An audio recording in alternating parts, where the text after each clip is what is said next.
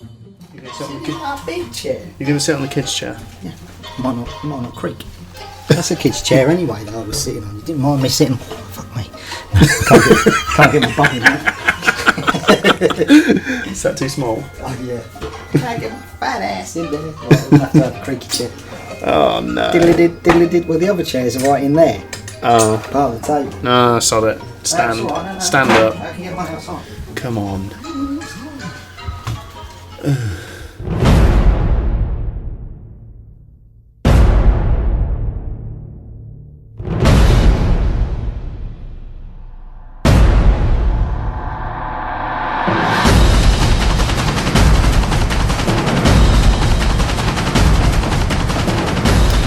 Welcome to episode 1 of the Staging Ground, 40k Conquest podcast.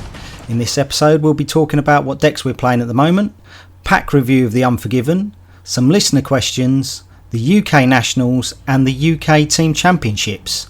I'm your host Barry. And I am the Emperor. No, I'm Hamish. So let's get on with the show. So what decks are we playing at the moment? I've got 2 decks I've got on the go. I've got one for fun and one for tournaments. All right. So, Yeah. Well, I don't believe in fun. you I believe in making people cry. Yeah, pretty much. I've got my tournament deck, which I think is fun. For you. Yeah, definitely. The tournament deck I think when you're making a deck and refining it to a point where you're going to do really well with it, I think it's fun. I have got some like muckabout decks, but if they're not somewhat like performing in a way that I'd like it to, or if I think I don't know, it's not going to be as good as I think it's going to be. Yeah, but that's the frustration factor. It's getting to that point where the deck is where you want it to be. You've got to get through the frustration. Yeah, definitely. So, what's your tournament deck? So, my tournament deck is Commander Shadowsun with Marines, and this is based on the style of deck made popular by Sandman. So, it's predominantly Marines. Yeah, so it's you're pretty much playing Space Marines, but it's got Tau. Yeah, it's got the Tau attachments and Shadowsun. Yeah, putting attachments in for free. So what sort of Space Marine cards have you got in there? So when I look at building a deck, so this one I constructed, I played with it quite a lot, and I've had quite a lot of feedback from you guys at the club, and which I think everyone at the club sort of chips in a bit. Yeah. But I think me and you sat down and had a good old look at it. It was 53 cards. It's now down to 50. Yeah.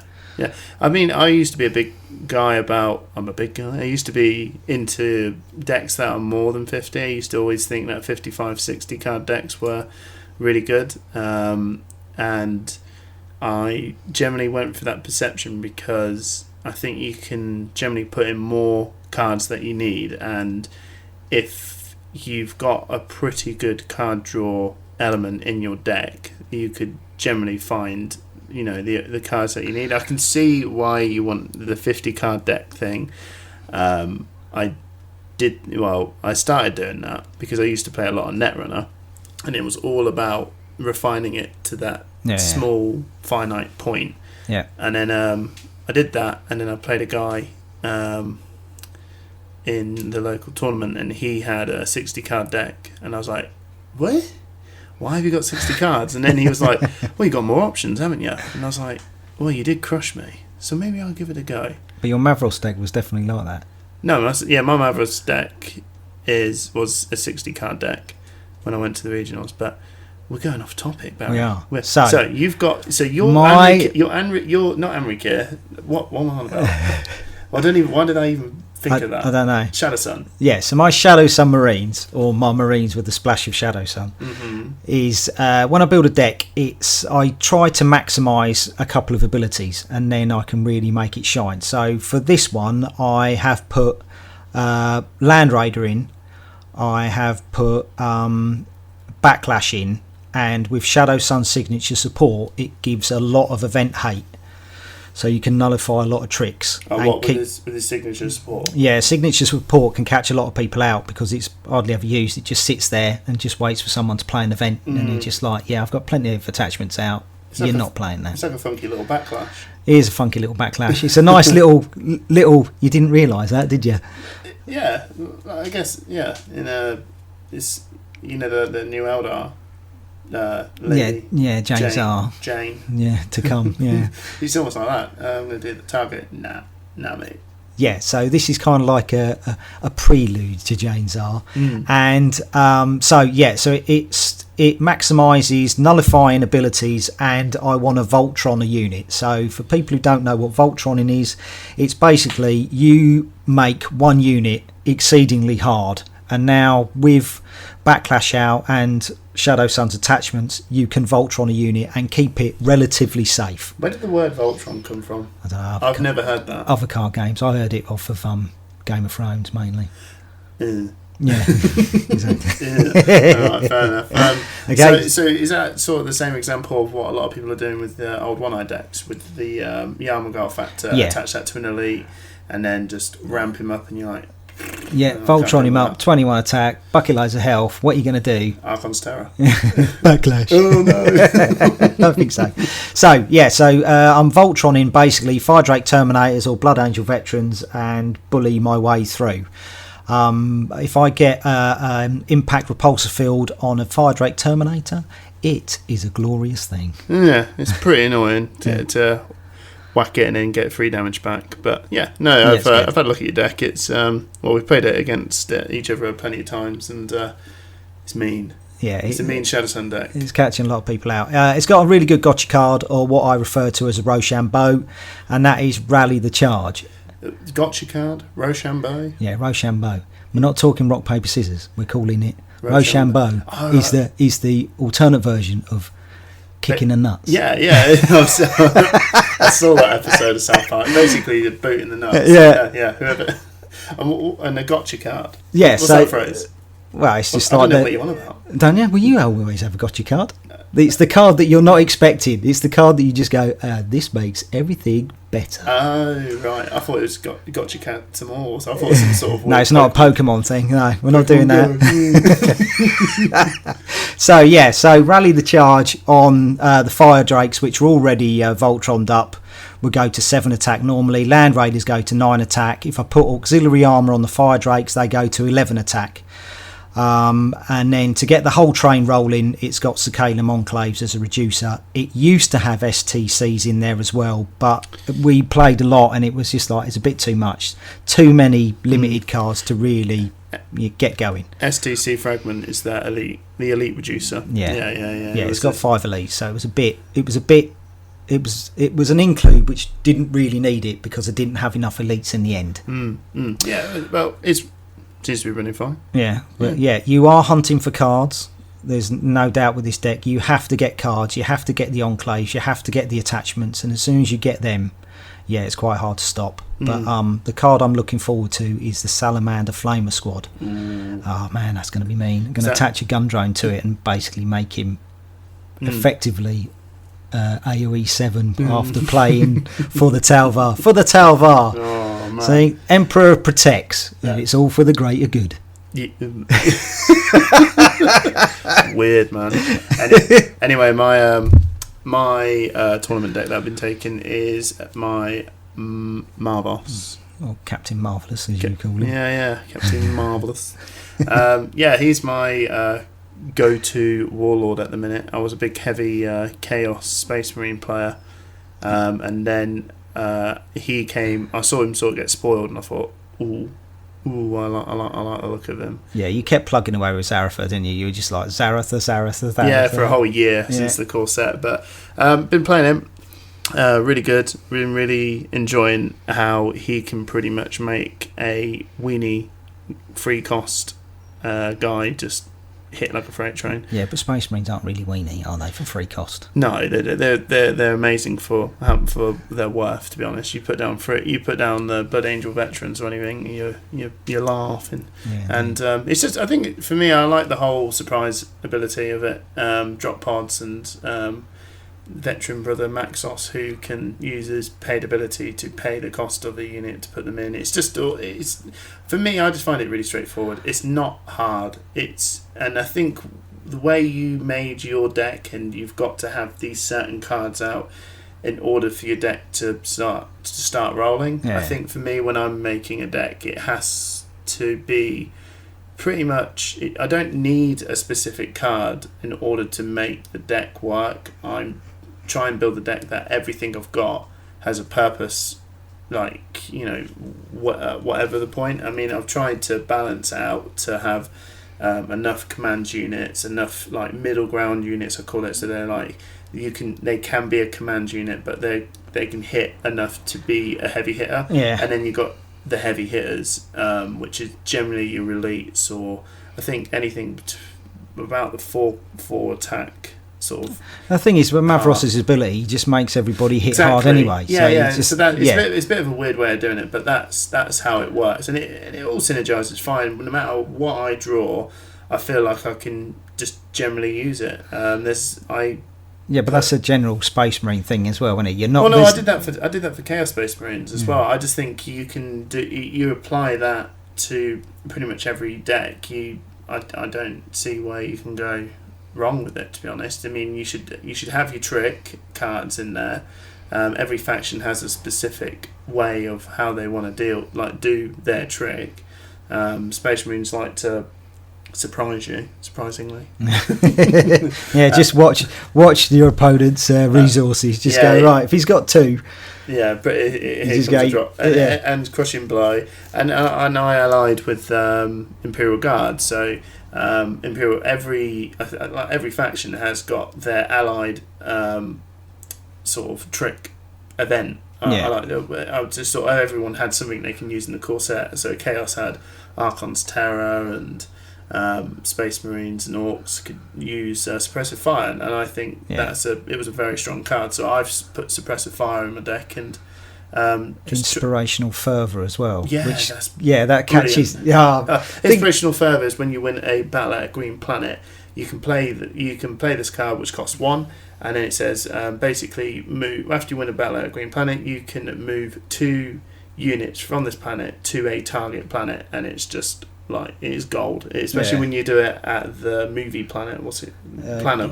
Planet. But the thing is, when you play against your Mavros, you're just like, right, blues. All you're looking at is blues, and then you whip out this Inspirational Fervour, and you're just like, what? Hey, what's going on? What's this green planet business? No, we're playing Mavros. We're playing blue. Everyone's got one though. Everyone's got the alternate option card. But anyway, in terms of my deck, I just try and make everything a little bit more universal. I'll stick in some of the good Imperial Guard events in there. I didn't go to any sort of hitting units in there, because his ability really only triggers Space Marines.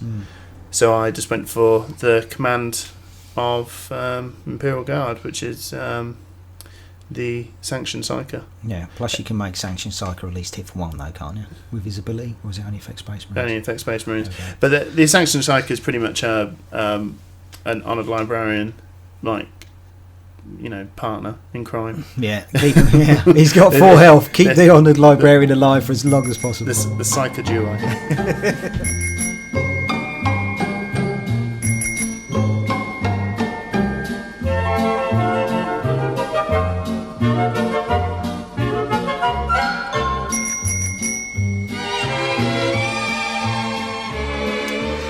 You need to stop rubbing your hands. That's just like, swag man, awesome. You need to stop rubbing your hands. Right. So we're going to do the pack review of the latest pack in the cycle, which was the Unforgiven. Yeah, that's it.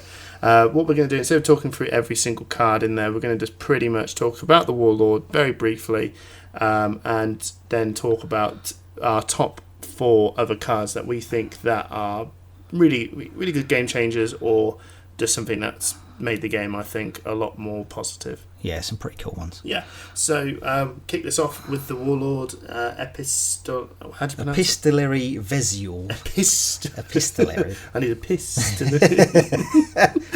Epistolary. Epistolary. Right. So Vezuel. He's a bit visual, visual, but he's Vezuel. Yeah. All right, so Vezuel. Okay, so so he is a deep strike man. So this cycle's all about deep strike. So this warlord leverages the deep strike ability. Pretty much, yeah. I mean, simply put, he's the reverse Kato Sicarius. So he gains cards instead of resources, but he's not as effective as Kato in triggering his ability. I think. Well, we'll talk about what we think of him in a minute, but we'll just pretty much just wrap up his thing and then just go from there. Yeah, so stat wise he's pretty cool. His Hail and Bloodied Side are exactly the same. He's 2/6 both sides, which I think that makes him one of a kind, because most of the time you flip him over, the stats get worse unless you're Barzal. Yeah. And that's when you're actually a player. But because Barzal's Hail stats couldn't be much worse. You couldn't, no. So at the moment we need more deep strike cards to really open him up, and we shall get more of an idea about him at the close of the Deathweld cycle to really see where he's at. Hopefully there'll be more options when it comes to deep strike. There is a few, but you can pretty much telegraph what's going to be played. So where's he fit into the ranks of the other Space Marine warlords? The worst one. Yeah, he's Ragnar and below. It's interesting because other people think he's really good, and he ain't Kato. He ain't Mavros. I know. Like, let's not take it away that he's fun. He's encouraging you to play a different way of playing the game, which is encouraging the whole deep strike thing, and you're going to want to put lots of deep strike cards in, whereas if you play another warlord, you could put the deep strike cards in, but you're not sort of inclined to put as much as you would like to. So at first I thought this guy was pretty rubbish, because I didn't like the idea that you had to constantly pay to use your ability, whereas everyone else just has it. Yeah, his is... Well, it happens, but you've got to really pay for it, and then this happens as well, which is... Yeah, card draw's a good thing, but it's card draw at a cost, whether that be 1 resource or 2 resource, depending on... Well, it always costs 1. Yeah. It'll always cost... His ability will always cost him 1. I don't know, I think I just need to... I'm not prepared to play him yet. I think he's the worst one out of the lot. He is clearly going to be the worst one out of the lot for right now, because he's not there yet. I'm yet to see what he can really pull out after the end of it. There has been a spoiler for every time there's a new support that's coming out. That it's like a Deathwind drop pod. Yeah, every time you deep strike a card, you can do 1 damage to an enemy unit. So basically, once you deep strike and you've got that support down, you're going to be doing damage, and then you're going to be drawing a card. I think it all probably stacks up, but then this goes back to the whole point with me of, well, he's not going to work. He's not efficient enough at the minute. But then again, I'm changing my mind as I'm talking. You are drawing cards, so you're going to find it. Yeah, potentially. But yeah, then it depends how many I think. I mean, to me, when you look at Vezuel and the way he plays, he's very much. If you play Ragnar and you are good at reading the board state, then I think that this guy will be a good second choice warlord for you, because you really have to plan ahead to where your deep strike cards are going. You've got to be able to look at the board and see where key battles are going to be against your opponent, and set up in advance all your deep strike cards, because then you're on a resource grab. Yeah, pretty much. But then his events really help with that sort of mindset as well. Yeah, because you can steal the initiative. But yeah, I mean, he's got his deep strike cards, but essentially the deep strike cards are not going to win you any commands. So you have to include low cost command units, because you're already paying to put deep strike cards in, and then you have to put cards in to win command to be able to play those deep strike cards. So you're looking at, you're not looking at the 2 cost commands, you're looking at the 1 cost commands to try and get the deck working. Yeah, it's going to be a very fine balance to try and get that going. But then we might find a card that when you deep strike, you get a resource gain. That would probably be it. But then you could probably do that with another Space Marine unit at Warlord. Yeah. But then just have deep. I don't know. We'll see. So, we'll see. He's okay. That's Vezuel anyway. So let's go on to his signature squad, Vezuel's Hunters. So basically mini Ragnar Blackmanes. Yeah. They're all right. So yeah, well, but no, they're pretty good. They're cool because you can trigger. You can trigger them more effectively than you can Ragnar.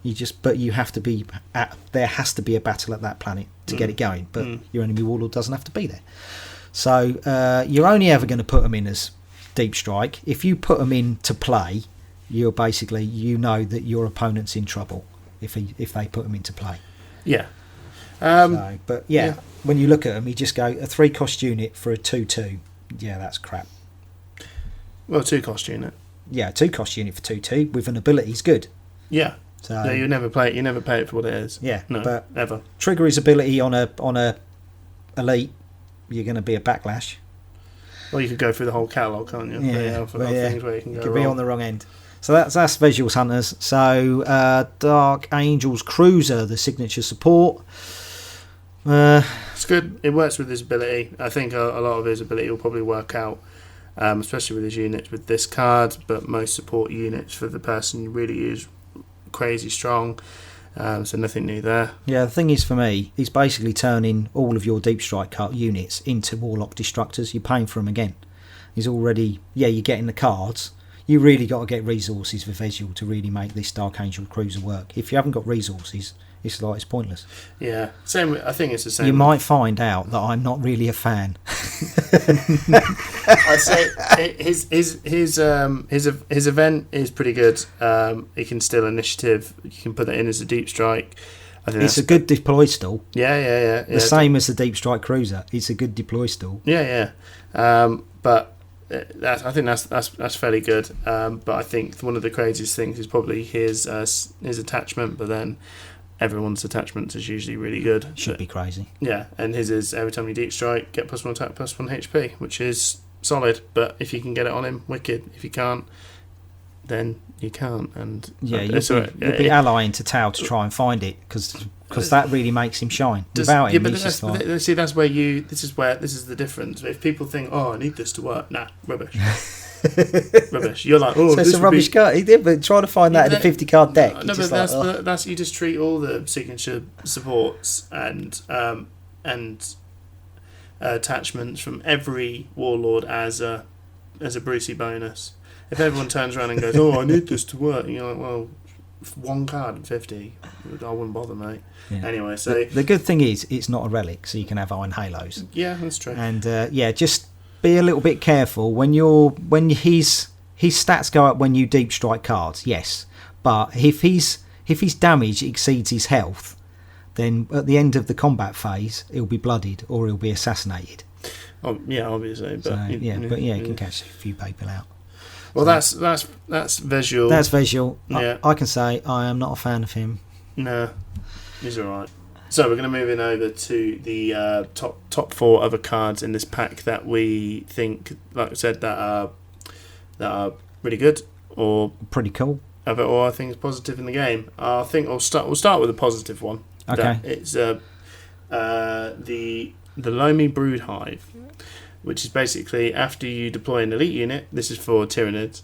Exhaust his support to put 2 Termagant tokens into play at the same planet as that unit. So finally, the Swarm Lord has got a support that pretty much just helps him play the game, really, because he's putting in Termagant tokens anyway. Yeah. And now he can be encouraged to put elites and Termagant tokens on top as well. So, like I said, this is just if you can get this out in your deck and you put it on the board and you're going, I think it's a brilliant and it's stack as well. Yeah, it's non-unique, so yeah, you can. Yeah, I mean, Swarmlord doesn't have a problem getting Termagants out. He can have problems getting multiple Termagants at a planet. Yeah, but then you just find one of these, you roll it. Yeah, I mean, Old One Eye's got an elite build. You've got a kind of an elite build with Subject Omega, but yeah, like you said, this opens up an elite build for Swarmlord. I think it's good, and that's the reason why.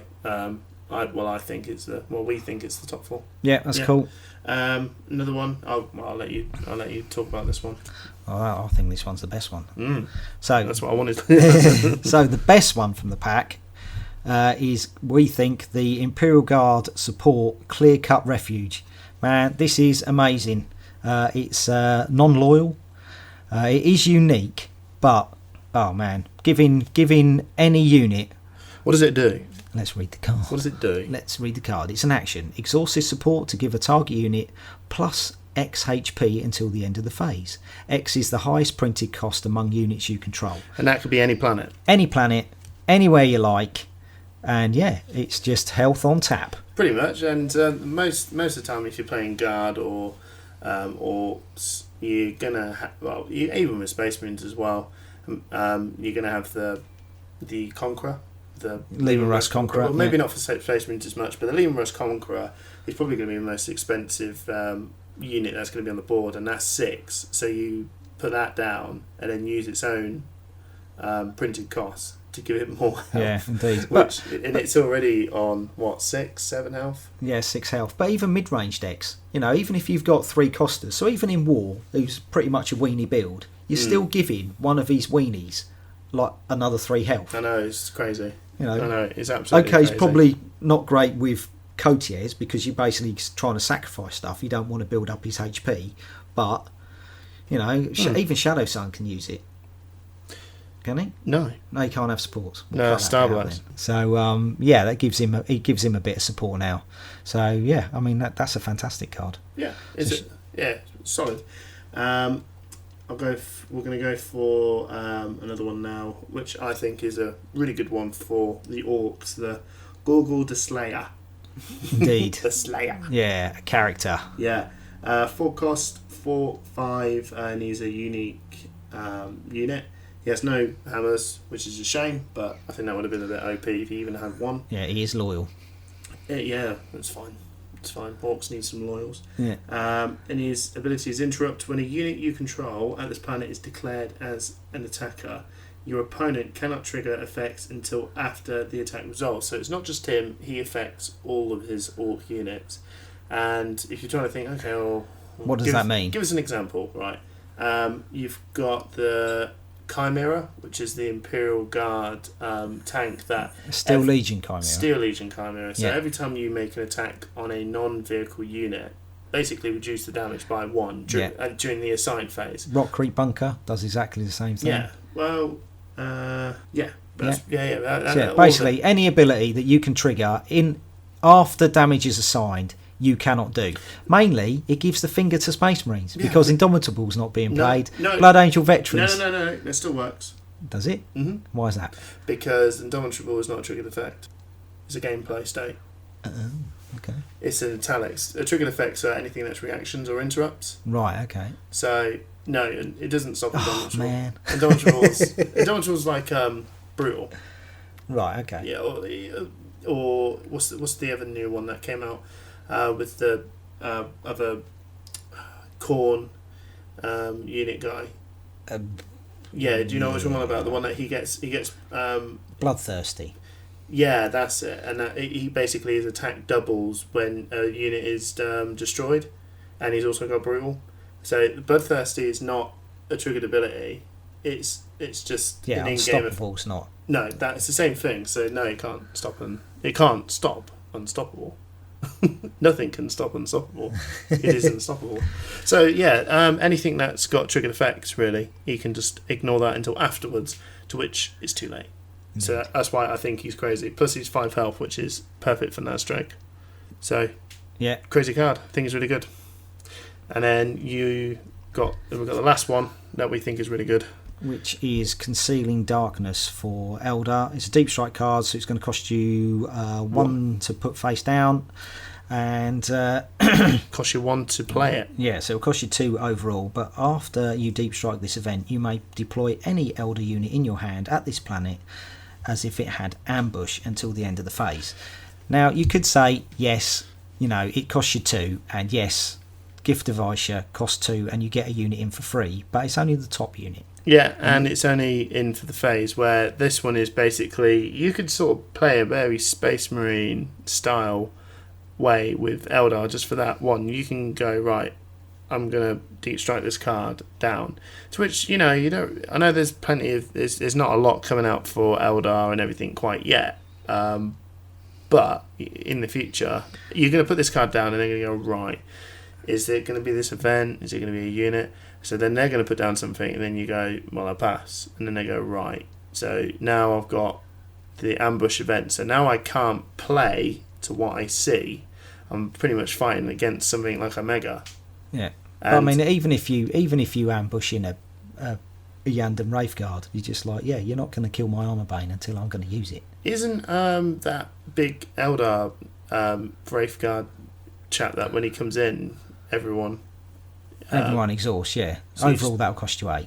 Yeah. You could get your cost back through playing Bonusing Acquire, so you just negate go, the cost of it. Wham. Yeah. Everything. So they could have initiative as well, and you can just sit there and go, blam, everything exhausts. Yeah. Oh, no. Yeah. So yeah, even with the cost of 2, Bonusing Acquire will negate that cost, and then you've just got that in. And it's Eldar. They shouldn't have a problem with resources. Not really. No. So in terms of there's all the other cards in the pack. We'll leave you to have a check out on them, but we generally think that these cards are our favourites. Yeah, indeed.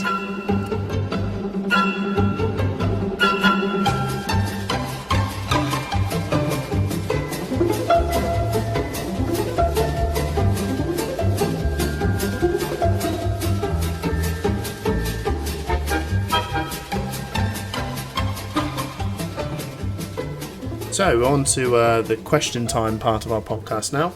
This is pretty much the part where we would like to ask the community, the community would like to give us some questions, and hopefully we can give them some answers. And the questions, we want it to be Conquest or Warhammer related, and we can give you some answers. So we know a lot about the lore, to be fair. We've been playing it for long enough. Yeah, I used to work for GW. Yeah. And I probably was that kid that came and brought that stuff from you. Please, sir, what you got? What's that? Is that Space Marine? I got some plastic crack. I like the look of his shoulders. I like Tyranids. Anyway, so one of the questions came from a chap called Ben Abraham, and his this one's a lore tester. This one's a pretty good one.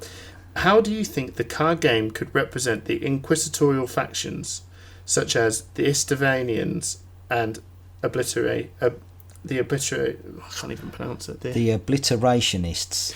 Now, we knew exactly what it was on about, but just to be sure, we went on Wiki. We wikied it. Yeah. Just to go, yeah, so I thought it was that. Yeah, we knew that. I was like, that was easy. Obviously, it's like, do you know Pikachu? I passed my Obviously. degree in Istvanians and Obliterationists. Absolutely. But just so, in case you don't know, that is basically the inquisitorial factions in the 40k universe. It's basically a group of guys that work for they're doing it for the Emperor, and they root out people within the faction, or basically they're just who they don't feel is really very law-abiding or very pure towards the Emperor. But it's all for the Emperor.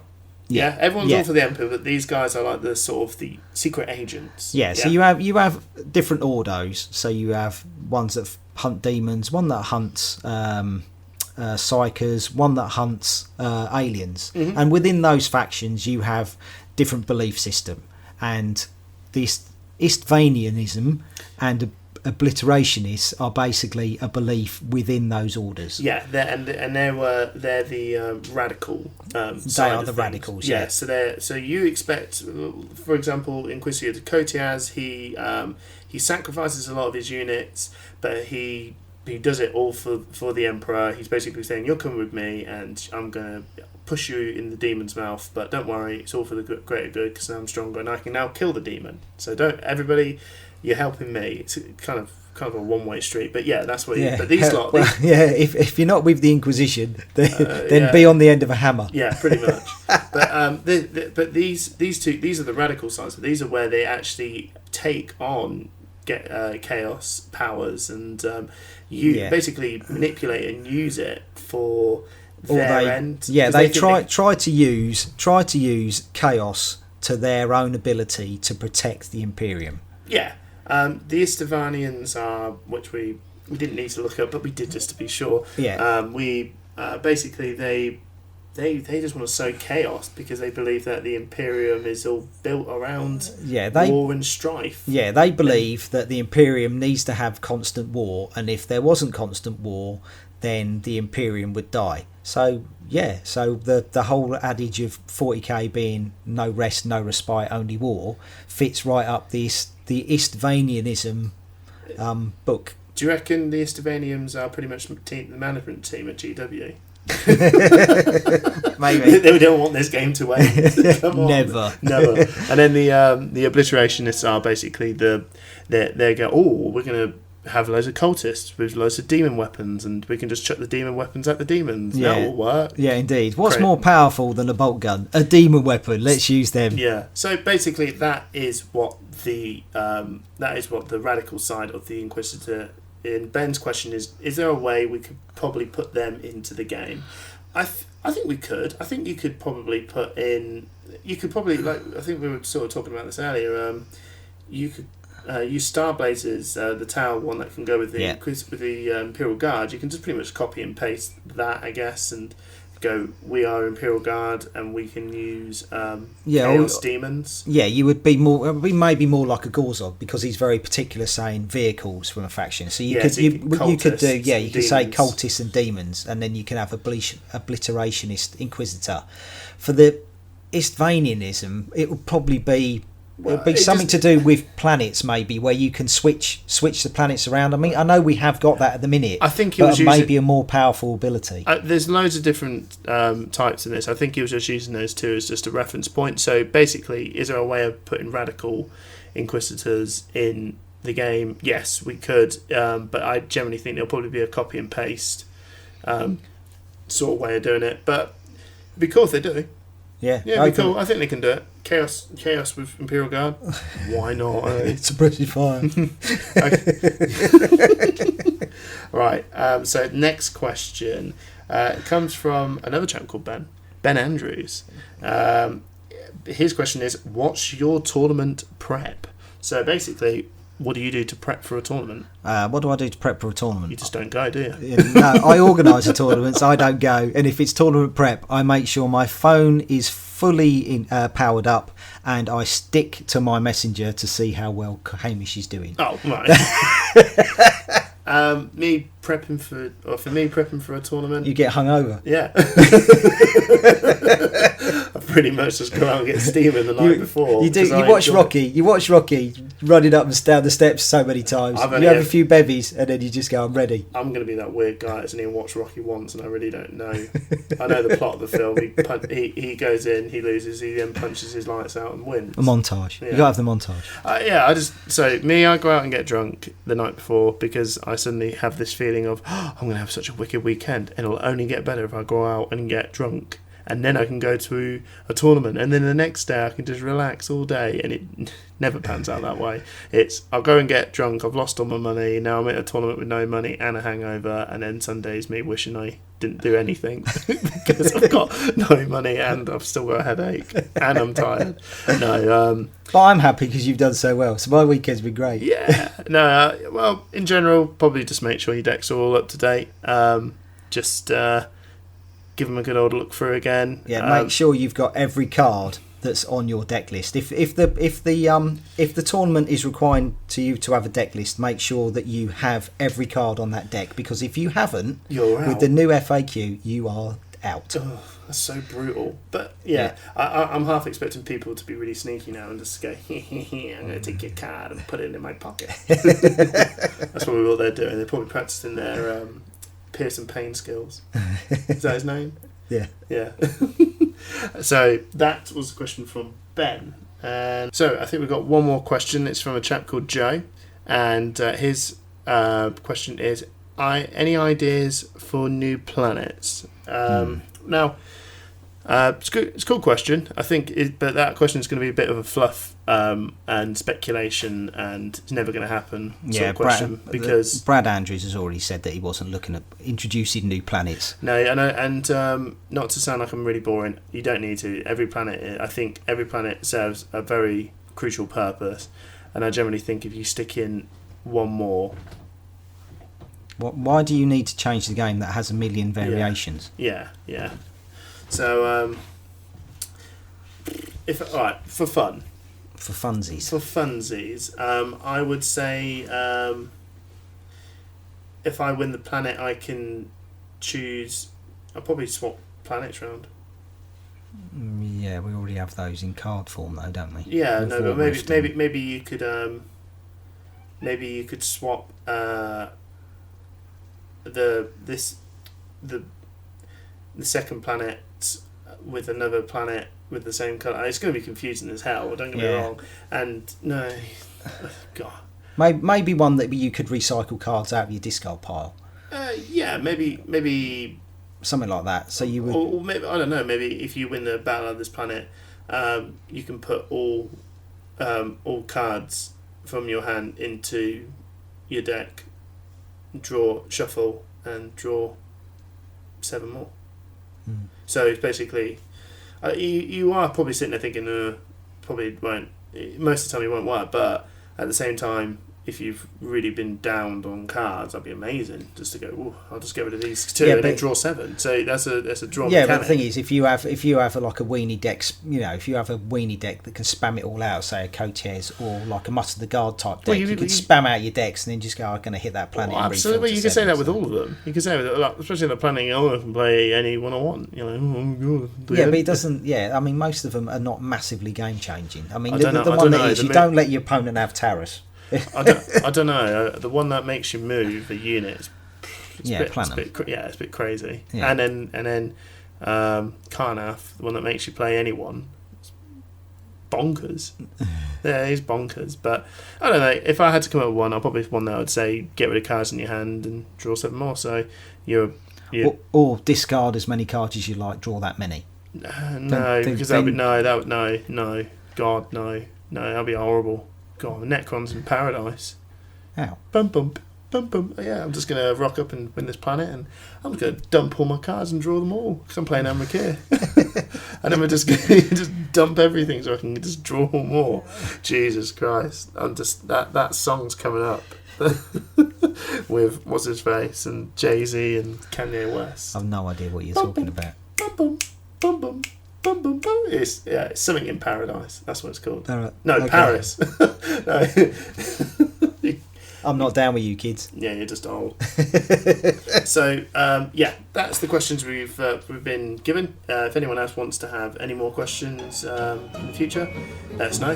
Give us a little answer for you. Indeed.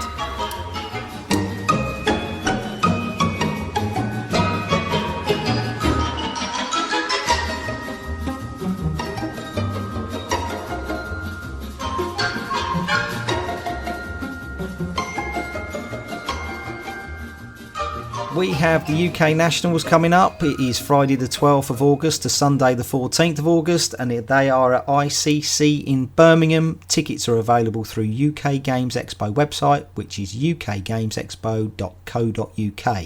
The Conquest tournament is on Friday the 12th of August. Entries £25, starts at 12 o'clock midday. There is an age limit of 14 and over. There are 100 places, and there's 45 tickets sold at the moment. Which is a shame because I would love to see a 100-player Conquest tournament, and I don't think it probably will sell out, probably because it's on a Friday. Yeah, a Friday. Now, I've been a good boy. I had the big tick from the boss saying, yes, you can go and attend that weekend, and then they hit the bombshell saying that Conquest is on the Friday, so I can't go. So I am. I'm Who's paid. the boss? Is that your partner? Yeah. I know who wears the trousers, and it's not me. No. I've got myself all geared up and set up to go, and then I went up to my boss and said, right, so on the 12th on Friday, there's a Nationals tournament, and I really want to go. She went, all right, well, that's tough because you ain't going. I was like, why? She's on holiday. Oh, stupid holiday. There are a few from our club going. There's a couple of us going, including my brother, and he's don't spoil what his deck is. No, I ain't gonna. Right. No, I ain't gonna. I'm just saying he's rocked up, he's ready, and he did well in the club tournament, and he's going to consume all.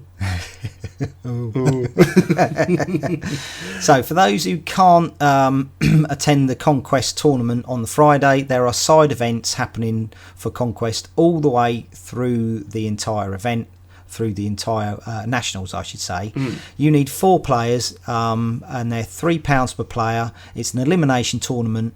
You will get a winner ticket if you win your little skirmish side event, and then basically your winner tickets, you take them up to a table and you can redeem them for some really cool stuff. Basically, it's just a mini tournament where you just get you can just rock four up players. And go, yeah, let's have a game. If I win 2, I get the bingo card. Yeah, you can save them up as well, so you can save up multiple winner tickets and exchange them for a bigger prize. So, oh really? Yeah. That's a really, really cool event. Yeah. So yeah, it sounds cool. Yeah, it's just whether or not you go up as 4 players from a club, or you basically take the chance, just rock up, wait at the desk, wait for another 3 guys to come along, and bosh, there, tournament, ad hoc tournament, let's get it on. It's a shame because I think this side event would be really cool, but I'm pretty sure that if you're going to get more people wanting to go to the nationals because they haven't sold out. Yeah, But, I don't know. It'd be good for people that aren't major Conquest players and they want to have a quick bash on Conquest and they're not in the... I don't know. I mean, it's pretty quick. It'll be about 2 hours. So, yeah, you can do it in between things. Yeah. Well, if I was going to go, I probably would have took my mile step, but I'm not. Which is a shame. But we would like to... Well, I'd like to hear what people think of it. Yeah. We're probably going to get our feedback from the couple of the lads that are going down and see what they say. Indeed. And go from there. So, yeah, everybody who's going, good luck. Whether it be an elite build, a weenie build. We'll see. I reckon he'll be elite for the win. Yeah, so do I. Yeah, elite for the win. I don't think War's going to do it. I think there's enough cards out now that can beat a weenie deck. Yeah. Well, good luck, everyone. So, but yeah, I have arranged if you want a tournament practice leading up to the Nationals, I've got a tournament on Sunday the 7th of August, and that will be at War Games Workshop in Northampton. All the details, you can see that are in, if you go to guardiansoftyr.com, and then you can see where and when, how much it is. It's a tenner. There's a games night kit. If the new one's out, the summer kit, then there'll be Basel up for grabs. Otherwise, can't wait. Otherwise, there'll be another Shadow someone up for grabs. Yeah, I have got other alt art cards. So you got the whole lot, haven't you? Yeah, I've still got the whole lot. And you've got your First Planet token markers, which are they're being made. Have you got Tau ones? No, they all went. Did they all went? Yeah. I'll give them away. They were wicked. If anyone wants to know what they are, we'll chuck a picture up. But they're brilliant. Yeah. So. What I'm planning on doing is, for the tournaments, I get a custom First Planet marker made. So last one I had Tau First Planet markers made, and there was 3 different kinds, and each one came with the quote as on the Warlord. So I had a Shadow Sun one with his own quote, Unsheet, and Starblaze, and gave them away. So I have got Chaos ones in production, but whether or not they arrive on time is another thing, because there are a few problems with the manufacturer. I'm trying. Fingers crossed. Fingers crossed we can get it. So so that'll be on the 7th of August. The other thing I've got is I've made up some custom deck box dividers which fit the Conquest deck boxes. Wicked. So if you're lucky enough to have a Conquest deck box, you can come and get some of them, and they are faction specific. Cool. And you got a load of boxes up for grabs as well, haven't you? Yeah, I've still got boxes. Yeah, you got tons. So, so if you haven't got boxes in boxes.